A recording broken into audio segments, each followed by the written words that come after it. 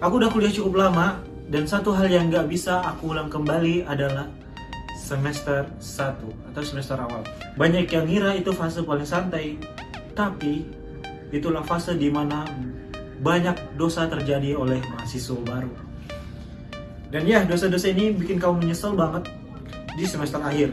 Di video ini aku bakal bahas tuntas 7 kesalahan fatal mahasiswa baru. Jadi tonton sampai akhir, karena aku nggak pengen kalian jatuh di lubang yang sama.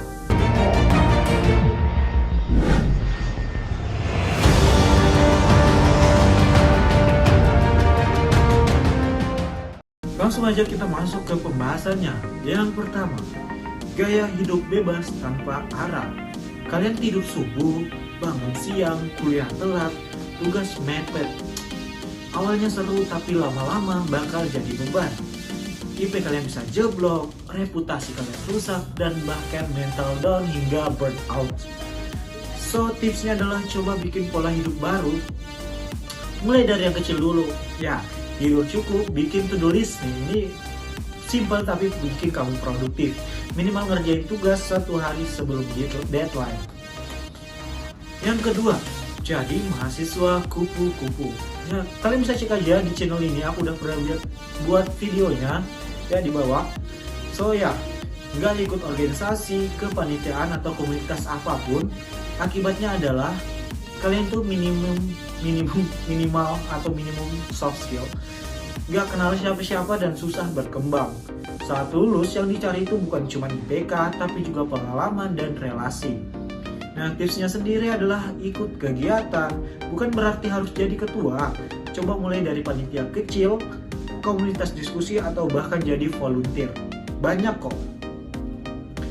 Yang ketiga, salah circle.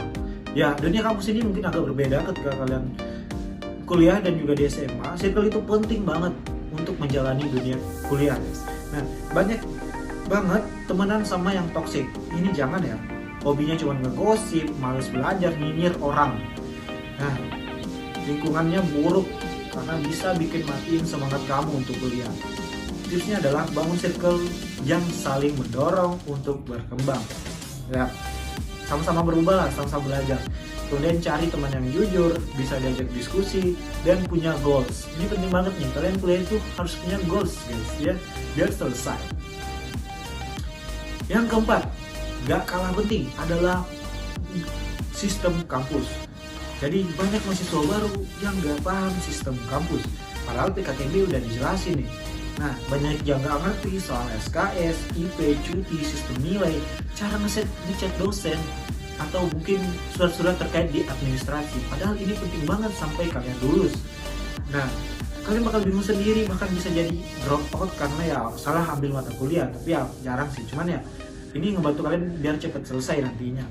Nah, tipsnya adalah luangkan waktu kalian pahami aturan kampus. Nah, di PKKMB ini bakal dijelasin pastinya nanti program sendiri dari kampus. Jadi kalian harus duduk dan perhatikan, pahami. Namun jika memang kalian belum sempat, ya kalian bisa buka lah panduan kampus, panduan akademik. Relasi juga penting, kalian bisa tanya ke kakak tingkat. Jadi ya biar tahu, dan juga jangan lupa untuk simpan kontak-kontak dosen. Kalau misalnya udah di-share, biasanya bakal di-share nanti, tapi simpan ya. Jadi kan nggak perlu minta-minta lagi nih. Selanjutnya adalah anti public speaking, juga latih soft skill. Nah, kalian kuliah nih tapi takut tampil, grogi presentasi, dan pasif di kelas. Itu salah satu dosa juga gitu loh. Nggak dosa sih, yang nggak bagus gitu loh. Padahal nanti kamu harus bisa komunikasi ke dosen, ke pasien, ataupun ke klien, mitra kerjasama.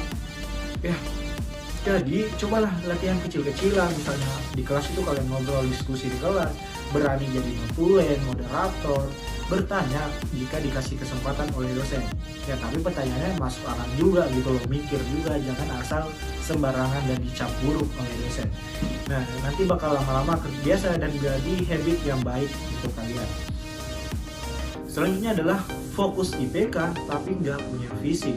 Nah, sebenarnya bagus banget kalau kalian fokus buat IPK kalian stabil dan tinggi gitu loh. Tapi yang nggak bagus adalah udah IPK tinggi terus apa, tapi kalian nggak tahu arahnya mau kemana, nggak tahu arah hidupnya kemana, visinya nggak ada gitu loh. Nah, kalian bingung nih selanjutnya tuh pengen kerja, buka usaha, spesialis, lanjut S2 dan lain-lain.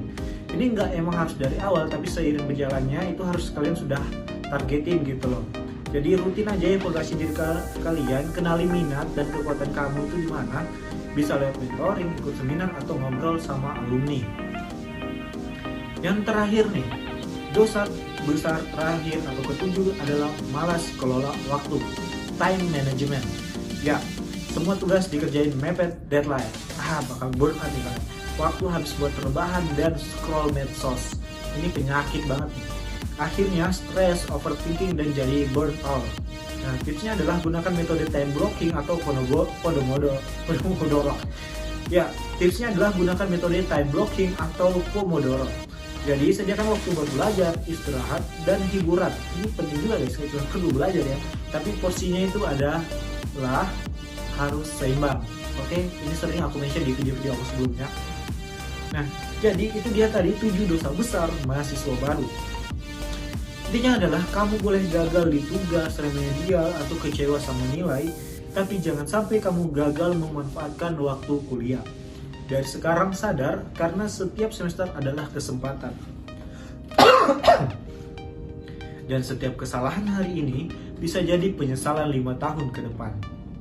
Kalau kamu relate sama satu poin aja yang udah aku jelasin, komen di bawah, gue mau berubah. Mulai sekarang. Nah, jangan lupa like and share video ini ke teman kamu yang lagi kuliah juga, biar sama-sama belajar, oke? Komen dan jangan lupa nyalakan lonceng notifikasi biar kalian gak ketinggalan video-video dari channel ini.